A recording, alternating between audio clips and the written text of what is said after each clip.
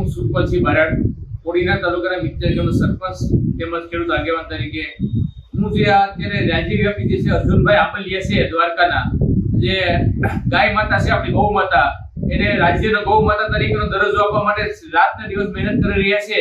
એને હું ખુલ્લું સમર્થન આપું છું. જે ગૌ માતાને અર્જુનભાઈ આંબલિયા જે માટે લડે છે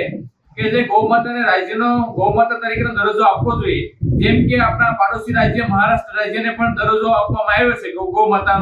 ગૌ માતાનો, તો આપણે ગુજરાતમાં કેમ નહીં? તો સરકારશ્રી અને જે જવાબદાર મંત્રીઓ અને સરકારમાં બેઠેલા જે તમામ પક્ષી કર્યા વગર દરેક લોકોને મારી નમ્ર વિનંતી છે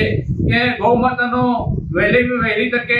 ગુજરાત રાજ્યના માતા તરીકે દરજ્જો મળે એ બદલ હું આપના સૌને મારી નમ્ર વિનંતી છે. અને ગૌ માતા એટલે ગૌ માતા આપણા ભારત દેશમાં અને જે માતા તરીકેની ઓળખ છે, તો એ ગૌ માતામાંથી આપણે ઘણા બધા એવા જે વસ્તુઓ મળે છે કે દૂધમાંથી પણ તે સોનાનું પણ તે જાણવા મળ્યું છે, અને તેનું દૂધ પણ એ ઘણા રૂપે ઉપયોગી થાય છે, બાળકોને ઉપયોગી થાય છે. જ્યારે સર્વરૂપે ઉપયોગી માટે ગૌ માતાના જે 32 કોટી ગૌ દેવતાઓમાં સમાયેલા છે, તો હું એક ખેડૂત આગેવાન અને મિત્યજ ગામના સરપંચ તરીકે હું અર્જુનભાઈ આંબલિયાને ગૌ માતાનો દરજ્જો